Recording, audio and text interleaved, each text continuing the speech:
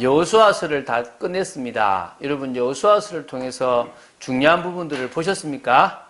하나님께서는 여호수아서를 통하여 믿음의 도전 중에 중요한 것은 영적 싸움이다 라는 부분들을 말씀하셨고요. 또 무엇보다도 땅을 차지하듯이 하나님의 나라를 차지하는 것이 중요한 겁니다. 그래서 그것은 우리가 싸움을 잘해서가 아니라 약속을 믿고 나아가면 된다는 것입니다. 그리고 우리가 지난주에 마지막으로 봤던 게 뭡니까? 후대입니다. 후대. 우리가 자녀들에게 정확한 믿음과 믿음의 어떤 틀을 형성해 주지 않으면 우리의 후대들은 넘어져 버립니다. 그 시대가 여호수아 다음에 있었던 사사시대인 것처럼 우리나라에도 또 전 세계에도 지금 흑암이 장악한, 흑암이 문화를 통해서 영혼들을 빼앗아간 시대가 지금 되어져 갑니다. 그래서 우리는 무엇보다도 우리 후대에게 올바른 언약을 심어야 됩니다. 지난 주간에 대체복무제도가 통과가 됐어요.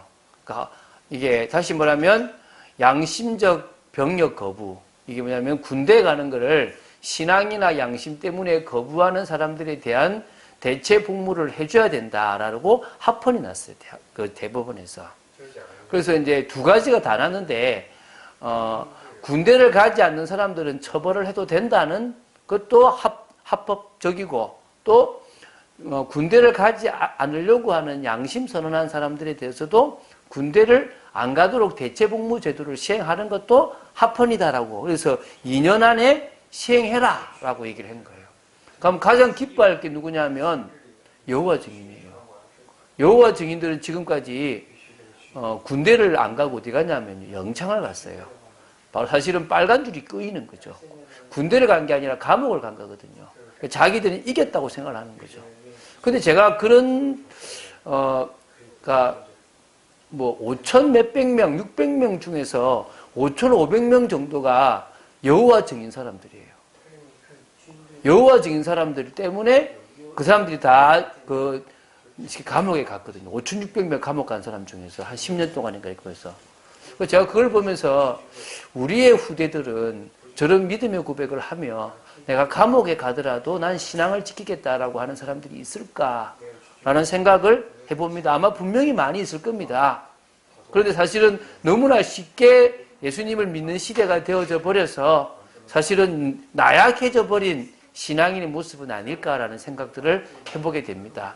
그래서 참빛교회만이라도 우리가 우리의 후대들을 강인한 후대로, 믿음의 후대로 키워야 될 줄로 믿습니다. 자, 이제 사도행전을 시작합니다. 사도행전도 믿음의 도전입니다. 참 감사하게도 지난주까지가 딱 6개월입니다. 물론 52주로 말하면 51주 하니까 딱 반은 안 됐지만 어쨌든 52주 중에서 반 되는 정도를 지금 여호수아서를 끝을 냈습니다. 이제 반 정도로 사도행전을 끝내기로는 너무 부족하기 때문에 사도행전은 올해를 지나서 내년에도 계속 진행될 수도 있을 것 같습니다. 조금 꼼꼼하게, 그렇다고 해서 막 지금 새벽 기도에서 보는 것처럼 막 이렇게 아주 꼼꼼하게 보지는 않겠지만 굵직하고 중요한 사건들을 같이 봐나가면서 우리가 인도받으려고 합니다. 사도행전은 사도들의 걸음입니다. 그래서 사도들이 믿음의 도전을 할 수 있었던 것은 그들의 능력이 대단하고 그들이 힘이 있어서가 아니라 그들에게 성령께서 역사하셨기 때문입니다. 그럼 지금 한국교회 성도들이 힘이 없는 이유는요, 성령의 역사 속으로 들어가지 않았기 때문으로 보시면 됩니다. 그래서 사도행전을 통하여 우리 전 참빛교회 성도가 어디로 들어가자고요? 성령의 능력 속으로, 역사 속으로 들어가자는 겁니다. 그게 응답이거든요. 그 응답이 참응답이에요. 그 참응답을 받으면 끝나는 겁니다. 믿습니까? 우리가 그 참응답을 받고 시작하자는 겁니다. 그래서 오늘은 제목이 뭐냐면 응답받기 이전의 제자들에 대한 모습을 나누려고 합니다. 응답받기 이전에 제자들은 어떻게 했는가? 저는 다음에 기회가 또 되면 사도행전 강의를 한 번 더 할 때가 있겠죠. 그때 조금 다르게 할 수 있는데 그때는 어떻게 할 거냐면 누가복음을 한번 보고 사도행전을 보려고 그래요. 이유가 뭐냐면 이 두 누가복음과 사도행전이 한 명의 저자가 쓴 겁니다. 누구죠? 누가입니다. 누가가 누가복음과 사도행전을 썼습니다. 그래서 우리가 사도행전 1장에 보면 1절에 보면 데오빌러여 내가 먼저 쓴 글에는 이렇게 나와요. 그럼 그게 무슨 책이죠? 내가 누가복음에는 예수가 바로 그리스도라는 것을 내가 증거했다라는 거예요. 그래서 한마디로 예수가 그리스도라는 부분들에 대해서 명확하게 증거하는 누가복음을 한번 보고 나서 거기서 답을 냈던 사람이 사도행전 속으로 들어가는 모습이 나온다면 이렇게 하나의 세트가 될 수 있겠죠. 그죠? 근데 올해는 믿음의 도전이라는 제목으로 보기 때문에 여호수아서도 믿음의 도전이고 또 뭡니까? 사도행전도 믿음의 도전입니다. 새벽 기도에서는 어디까지 볼 거냐면 에스더를 보려고 한다 그러지 않습니까? 그렇죠? 사도행전이 다 끝나가면 에스더로 들어갈 거거든요. 지금 사도행전이 지금 19장까지 끝이 났습니다. 그러면 지금 몇 장 남았냐면 이제 10장이 남았다고 보시면 돼요. 아니 19장이니까 지금 9장이 남았다고 보시면 됩니다. 9장 남은 것이 이제 얼마만 끝날지 모르겠지만 그게 다 끝나고 나면 올해 한 빠르면은 한 9월 이쯤 되면 끝이 나고 늦으면 10월에 끝이 날 거란 말입니다. 그럼 그 다음에 이어서는 에스더스를 보면서 올해만큼은 계속적으로 믿음의 도전을 해보자는 것이 새벽기도고요. 뭡니까? 바로 주일 오전 예배 때는 사도행전을 조금 깊이 있게, 의미 있게 다루는 시간들을 가져보려고 합니다. 자, 그러면 먼저 우리가 응답받기 이전에 제자들을 보려면요. 제자들의 특징을 좀 봐야 돼요. 3년 6개월 동안을 예수님을 따라다녔는데 저요 제가 예수님 제자 되겠습니다 라고 해서 제자 된 게 아니에요. 마가복음 3장 13절에 보면 당신이 원하는 자를 불렀어요. 당신이 봤을 때 이 친구를 내가 불러야 되겠다 싶은 사람을 불렀는데 12명이었다는 거예요. 그 12명의 특징들이 있다는 거예요. 물론 거기에 한 명은 요한복음에 보면 마귀다라고, 그러니까 우리 가룟 유다를 마귀라고도 얘기를 했지만 어쨌든 이 제자들, 대부분의 제자들의 특징이 7가지가 나온다는 거예요. 그래서 그것을 우리가 한번 먼저 보고 그 다음에 예수님의 부활 이후에 응답받기 전에 제자들의 모습을 두 번째로 보도록 하겠습니다. 그럼 먼저 특징들을 보겠는데요. 자, 첫 번째가 뭐냐면 그들은 메시아를 기다렸습니다. 히브리어로 메시아, 헬라어로 뭐죠? 그리스도. 다시 말하면 그리스도를 기다렸다는 거예요. 이 요한복음 1장 35절부터 45절에 나오는데 마태, 마가, 누가에는요. 예수님이 베드로와 요한을 처음 만났던 장소는 그물을 깃고 있거나 배를 가지고 이렇게 그러니까 이렇게 고기를 잡고 있는 그 모습에서 이렇게 예수님의 제자들을 부르는 모습이 나와요. 근데 요한복음 1장에는 그 사건 이전에 있었던 이야기를 기록하고 있어요. 그 내용이 뭐냐면 바로 누구냐면 바로 요한과 안드레가 누구를 찾아갑니까? 세례 요한을 찾아가서 세례 요한이 메시아인 줄 알고 세례 요한의 제자가 되어 있다는 말입니다. 그때 세례 요한한테 세례를 받으러 온 사람이 누굽니까? 예수님이에요. 그 세례 요한이 누구를 증거하죠? 예수님을 증거해요. 보라, 세상 죄를 지고 가는 하나님의 어린 양이다 라고 얘기하는 거예요. 그때 그 이야기를 하고 나서 안드레와 요한이 누굴 따라갑니까? 예수님을 따라가요. 그 장면이 나와요. 누구를 기다린 거죠? 그들은 메시아를 기다렸기 때문에 메시아를 만나려고 하는 거예요. 그래서요, 안드레가 예수님과 하룻밤을 지나고 나서 집에 와가지고 베드로한테 내가 메시아를 만났다. 내가 그리스도를 만났다. 가보자. 라고 이렇게 인도를 해요. 그들은 다 누구를 기다렸단 말이죠? 메시아를 기다린 거예요. 그리스도를 기다린 겁니다. 그 그리스도가 세례 요한인가? 그 그리스도가 누군가 이렇게 보다가 이제 누굴 만난 겁니까? 예수님이 바로 그리스도인 것을 같이 3년 6개월 있으면서 알게 되었다고 보시면 돼요. 그래서 어떤 의미에서요, 하나님 앞에 올바른 중심을 가진 사람이 누구였다? 제자들이었다. 여러분, 참빛교회에 있는 사람들도요, 저는요, 이런 중심 있는 사람들인 걸 봅니다. 두 번째요, 이들의 특징은 뭐냐면 사회적으로 약자였다는 겁니다. 마태복음 4장 18절부터 24절에 보면요. 갈릴리, 여러분 갈릴리 출신이라는 것은요. 무시받는 출신입니다. 그러니까 그 당시 비주류라고 보시면 돼요. 그 중에서도요. 무식해 보이는 어부 출신. 또 어떤 사람은 세리도 있고요. 또 이렇게 뭐 가룟 유다 말고는 좀 이렇게 뭐 못 배웠다라고도 이야기를 많이 하기도 합니다. 또 어떤 사람은 그래도 회당이 있었기 때문에 말씀을 잘 들었다라고 하는 사람도 있는데 어쨌든 사회적 약자. 이스라엘에서요. 강자는 누구냐면요. 사두개인파가 강자예요. 들어봐 사두개파. 또 누가 있냐면요. 바리새파. 이런 파들은요. 이스라엘을 이끌어갔던 주류가 돼요. 그 제사장 무리들은 뭐가 됩니까? 사두개파. 그리고 바리새인들은 사내들인 공회에 들어가 있었던 인물들이 많기 때문에 이들이 주로 뭘 잡고 있었다고요? 이스라엘의 주류로 잡고 있었거든요. 그러면요. 제자들은 사회적 약자, 그렇게 많이 배우지도 힘이 있지도 않았던 힘없는 약자였다고 보시면 돼요. 그러니까 그렇지만 뭡니까? 믿음이 있었다는 거죠. 누굴 향한 믿음요? 하나님을 향한. 오늘 우리도요. 목사인 저부터가 얼마나 간추리합니까? 그렇죠. 우리 여기 이 얼마나 큰 교회입니까? 근데 이 작은 교회, 이 부족해 보이는 이곳에서 하나님은요. 세계복음화를 하게 하실 겁니다. 믿습니까? 세 번째, 예수님을요. 3년 이상 따라다녔습니다. 정확하게 말하면 3년 6개월 동안을 예수님을 따라다녔다라고 얘기를 합니다. 그 동안에 예수님이 메시아, 예수님이 그리스도라는 증거를 봐요. 그거를 기적으로, 또 다른 말로 이제 요한복음에는 표적이라고 얘기를 하거든요. 그리고 예수님이 이곳에 가셔서 이 말씀, 저곳에 가서 저 말씀하시는 설교의 말씀들을 꾸준하게 들었어요.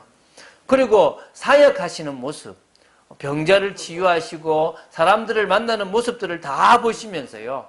성전을 깨끗하게도 하시고 당신이 해야 될 모든 것들에 대한 선포들을 다 지켜봤다는 거예요. 한마디로 3년 6개월 동안요. 두 가지를 본 거예요.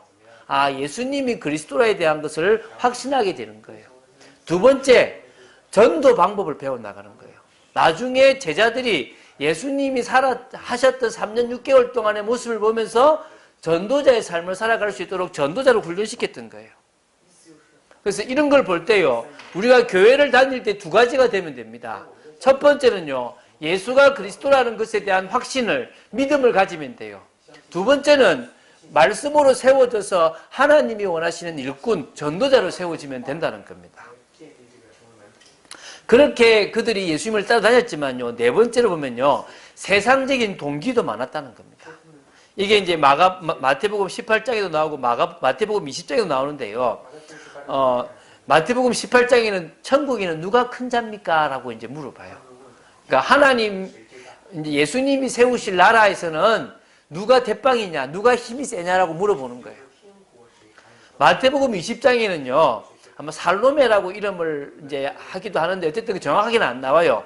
예수님의 이모라고도 하는데, 누구냐면, 안드레, 야고보와 요한의 어머니, 세베대의 부인이 있던 이 여인이 예수님한테 뭘 하냐면, 나중에 당신의 나라가 임해지면, 그때 내 한 명의 아들은 우편에, 내 한 명의 아들은 좌편에 우의정 좌의정 하게 해달라고 이렇게 이야기를 해요.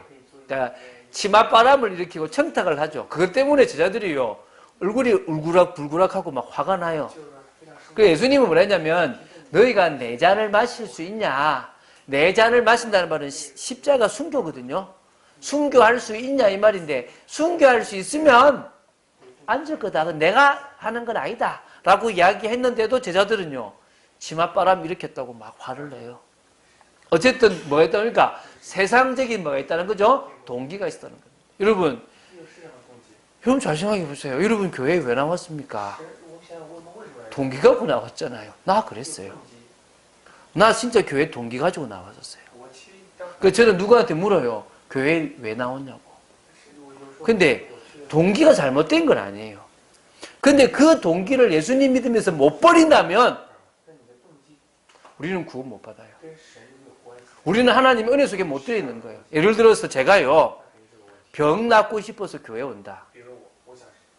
그러면 병이 나아도 교회를 떠나고 병이 낫지 않아도 교회를 떠나요. 왜? 내 동기를 다 이뤘으니까 교회에 있을 필요가 없어서 병 나면 나갈 거고요. 병이 안 나면 교회 다니도 병 안 났네. 그래서 교회를 떠나버리는 거예요. 그 무슨 말입니까? 병 낫기 위해서 교회에 왔다 하더라도 병보다 더 큰 병이 있구나. 영적인 병이구나. 병보다 더 큰 문제가 있구나. 근본 문제구나. 이거 해결되지 않으면 안 되는구나. 그래서 주님이 이 병 가지고 나를 부르셨구나. 어떤 사람은 외로워서 오고, 어떤 사람은 가난해서 오고, 어떤 사람은 상처가 많아서 오고, 다 다양한 방법으로 교회로 옵니다. 예수님 믿으러 옵니다. 그런데 뭘 버리라고요? 동기를 버리면 됩니다. 믿습니까?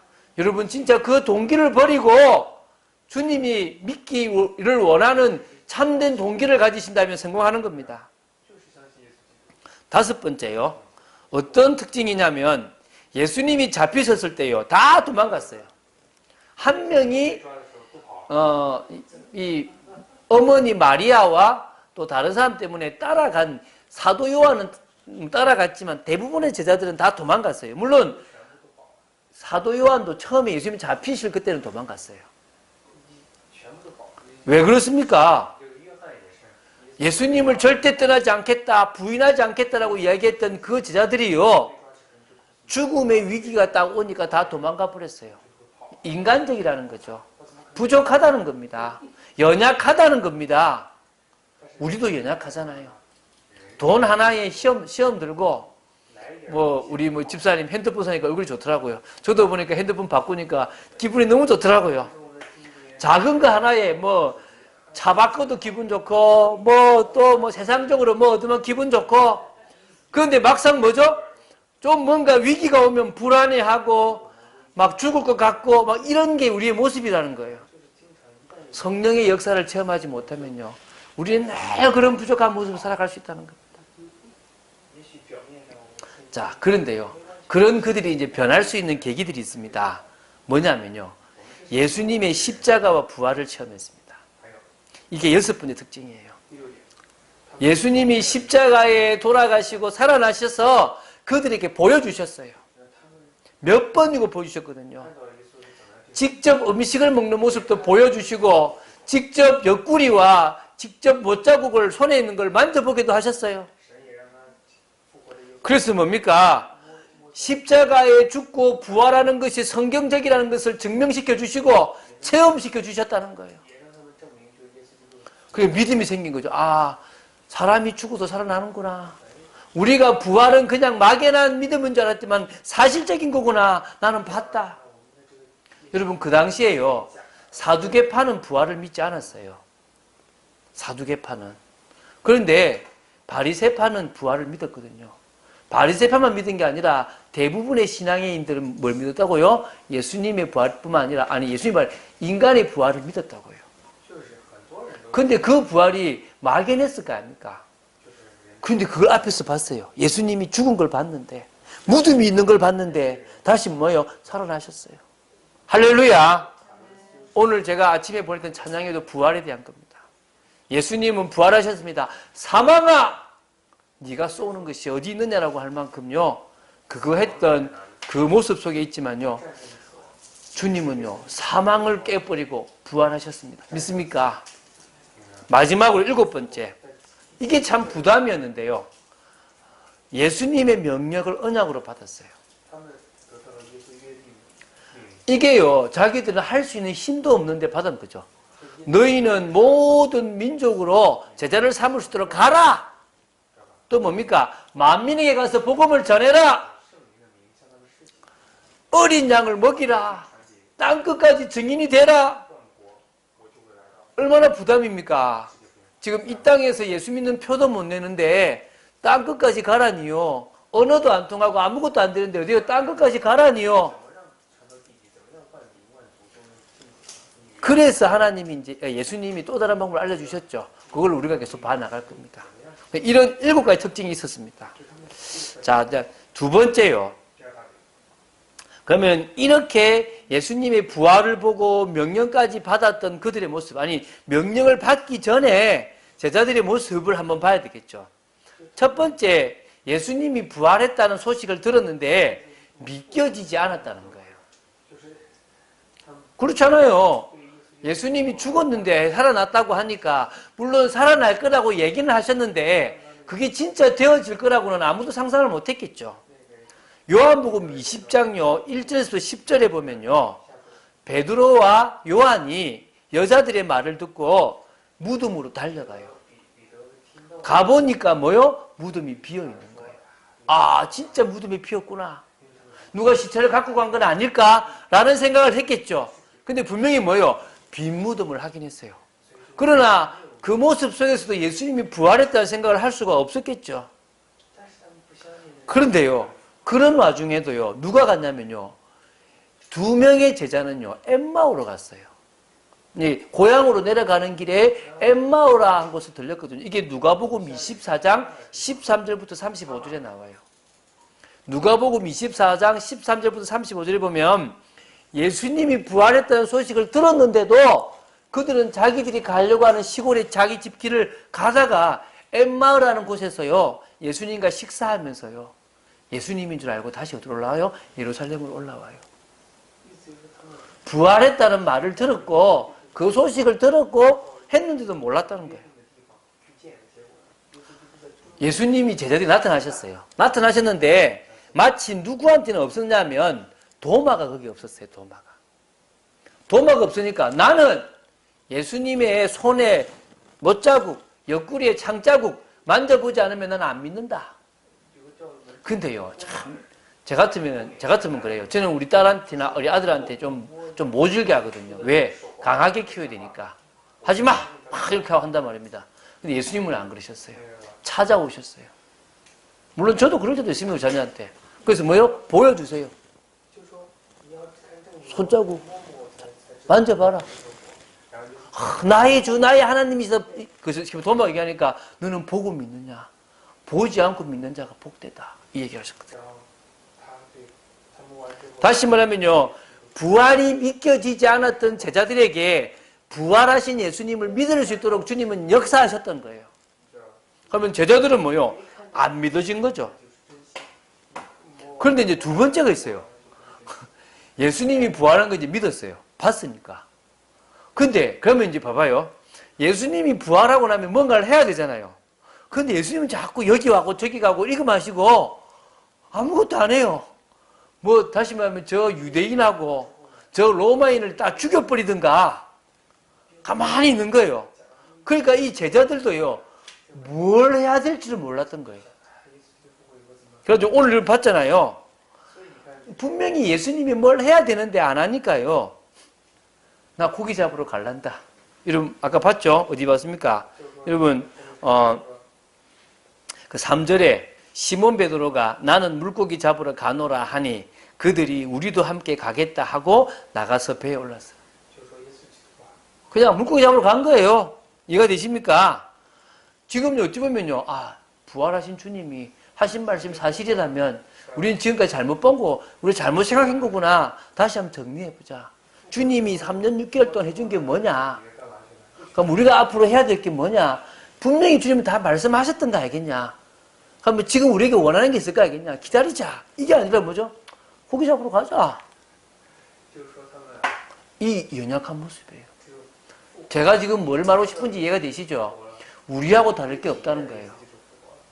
우리하고 별반 다른 모습이 없는 제자들이라는 거예요. 오히려 우리보다 더 믿음이 없을 수 있다는 거예요. 왜? 여러분은요, 부활을 보지 않았는데 믿어요. 여러분은 예수님을 만난 적이 없는데 믿어요. 제자들은요, 3년 6개월 동안 따라다녔는데도 못 믿고 있는 거예요. 부활하신 주님을 만나고도 지금 고기 잡으러 갔지 않습니까? 세 번째, 제자들의 모습 현실이 어떠냐면요, 예수님의 명령, 이 예수님의 사명을 받았지만요, 감당할 힘이 하나도 없었어요. 모든 민족으로 가서 제자를 삼으라고 하는데 이게 뭐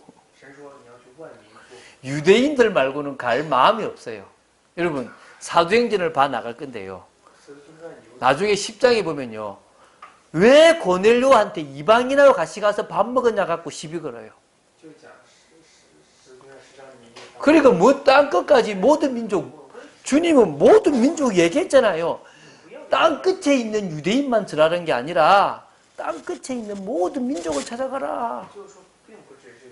지금은요, 여러분 어떤지 아세요? 전 세계에 복음이 다 전거됐어요. 나라마다. 근데 민족으로는 반 넘었대요. 여러분 인도네시아 하나만 해도요 몇천 개의 민족이 있어요. 이해가 됩니까? 우리는 한국은 단일 민족인데 중국만 해도 두 민족인가 뭐 몇 민족 더 되죠. 한참 되겠죠, 그죠? 좀 기본적으로 우리가 아는 명나라 또 뭡니까? 청나라.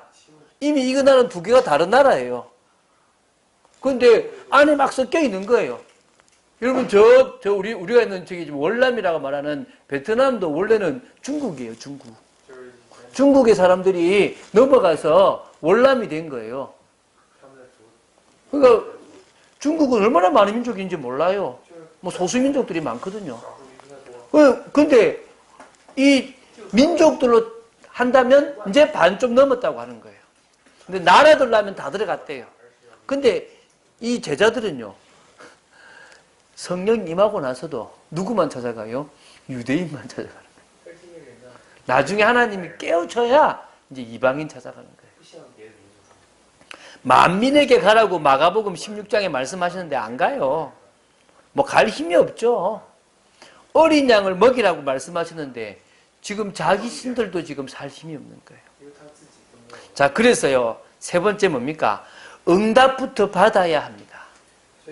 제자들도 응답받아야 되고 우리도 응답받아야 됩니다. 믿습니까? 학생이 응답받으면요 공부할 마음이 생깁니다. 여러분, 주부가요 응답받으면요 가장 주부로서 잘할 마음이 생기는 겁니다. 직장인이 응답을 받아버리면요 사장이나 직원들의 어떠한 모습에 상관하지 않고 내 길을 갈 수 있습니다. 믿습니까? 응답부터 받게 되길 바랍니다. 성령의 능력 속으로 들어가시기 바랍니다. 예수님이 그리스도이심이 깨달아졌습니다. 이게 이제 3년 6개월가 예수님이 십자가에서 죽으시고 부활하신 이후에 알게 된 거죠. 예수님의 십자가와 부활이 무엇 때문인지를 이제 알게 된 거예요. 아, 창세기 3장의 문제, 인생의 근본 문제구나. 이 문제가 세상에 있는 이스라엘에 있는 문제보다 더 큰 문제고 반드시 해결돼야 될 중요한 것이구나. 예수님이 그리스도로서 이 문제를 해결하러 오셨구나. 이 깨달아진 거예요. 그리고 내가 예수님을 믿기만 하면 내게 있는 다른 문제는 문제가 안 되는구나. 이걸 알게 된 거예요. 그리고요, 제자들이 이제 뭘 해야 될지 안 거예요. 감당할 수밖에 없는 사명을 주셨어요. 빼앗긴 하나님의 나라가 있구나. 하나님은 천국, 이 빼앗긴 나라를 회복하기 위해서 계속 그 말씀을 하셨고 우리를 훈련시키셨구나. 하나님의 백성을 찾아와야 되겠구나. 이걸 알게 된 거예요. 이 천국 복음이 모든 민족에게 증거된 이후에 끝이 오는데 그때야 누가 오신다? 주님이 오시는구나. 마태복음 24장 14절. 그래서 우리는 전도밖에 할 게 없구나. 이런 답이 난 겁니다. 세 번째, 그런데 주님이 약속 뭐죠? 예루살렘을 떠나지 말고 아버지께서 약속하신 성령을 기다리라. 성령 충만과 권능을 받기만 하면 사명을 이룰 수 있구나. 제자들은요 아무것도 할 수 없었어요. 힘 없습니다. 성령이 임하니까 믿음이 생기고 할 게 생겨요. 그래서 응답은요 성령의 능력과 더불어 할 게 생기는 겁니다. 우리가 다음 주에는 뭐 할 겁니까? 사도행전 1장의 언약을 다시 한번 점검하겠죠. 그죠? 거기에 나옵니다. 성령이 너에게 임하시면 너희가 권능을 받고 예루살렘과 온 유대와 사마리아와 땅 끝까지 내 증인이 되리라. 이 말씀 주셨죠. 자, 결론 맺겠습니다. 응답을 위해서 주님은 우리에게 뭘 원하십니까? 기도를 원하십니다. 집중해서 기도하기 원하십니다. 저는 이번 주에 딱 몇 개 빼고는 문화를 좀 끊어보려고 그래요. 아예 스마트폰도 좀 덮어버리고 그냥 다 저도 모르게요. 제가 지난주에 서울에 뭐 볼일에서 올라가는데요. 계속 스마트폰 보고 있는 거야. 기도도 하고 중요한 게 얼마나 많습니까? 내가 야 나도 모르게 잡히는구나. 우리 아이들 충분히 이해가 된다. 제가 그 마음이 드는 거예요. 그래서 제가 어떻게 할 거냐면요. 제가 이번에 사도행전의 응답을 위해서 스마트폰도 이제 끊을 거다. 내가 문화도 딱 우리 가족들끼리 보는 것 외에는 줄일 거다. 그리고 말 거다. 기도할 거다. 언약의 말씀 붙잡고 기도 속으로 들어갈 거다. 분명히 하나님의 시간표를 하나님 허락하실 건데 제가 지금 보면요. 참빛교회가요. 하나님이 열어줄 듯 말 듯 열어줄 듯 말 듯 자꾸 그래요. 근데 그러면서 자꾸 저보고 동기를 자꾸 품는가 안 품는가 보는 것 같아요. 저는요. 동기 내려놔버거든요. 어제도 제가요. 제 고향에서 제 모교에서 가르쳤던 제 제자가 저 이제 그 결혼해서 신림동에 사는데 그 자기 부인하고 다니는 교회가 있는 거예요. 그 제가요. 그래서 잘 그 교회에 뿌리 박아라. 잘 나간다. 제 마음이 어떻겠습니까? 우리 교회 오면 좋겠지. 이 마음이 안 들겠습니까? 근데 뭐요? 아니다. 내가 이유 없이 아무나 땡겨올 이유는 없다. 난 처음부터 끝까지 그렇게 할 거다. 내가 우리 교회를 위해서 움직이는 게 아니라 하나님 나라 위해서 움직일 거다. 그럼 하나님 분명히 뭘 움직이실 것이다? 시간표를 열어주실 거다. 그 응답을 위한 준비를 하자. 아멘입니까? 여러분 정말 기도하자는 거예요. 자, 응답받기 이전의 제자들은요 연약했습니다. 응답받기 이전의 제자들은요 세상적이었습니다. 응답받기 이전의 제자들은 불신앙 속에도 있었습니다. 근데 참응답 성령의 역사를 받고 나서 그들은 달라졌습니다. 우리도 마찬가지일 거라 믿습니다. 지금 우리의 모습이 부족하든 우리가 지금 세상에 묶여있든 중요치 않습니다. 성령의 능력을 더딛기만 하면 끝납니다. 할렐루야. 자, 우리 사도행전을 통해서 그 응답 속으로 들어가는 여러분 되시기를 주 예수 그리스도 이름으로 축원드립니다. 주는 그리스도이시여 살아계신 하나님의 아들이심을 고백합니다. 예수가 그리스도인 것을 깨닫게 하심을 감사합니다. 하나님의 나라를 이룰 분명한 이유 있는 전도자로 저희들을 불러주심을 감사드립니다. 성령의 충만함 받기를 간절히 소원합니다. 그래서 불신앙이 무너지게 하여 주시옵소서. 동기가 바뀌어지게 하여 주시옵소서. 공부를 해도 이유 있는 공부가 되게 하시며 직장 생활을 해도 하나님 나라를 이루는 직장 생활이 되게 하여 주시옵소서. 진정으로 저희들이 살아가는 모든 걸음걸음을 지켜주실 줄로 믿습니다. 주 예수 그리스도 이름으로 기도드립니다. 아멘.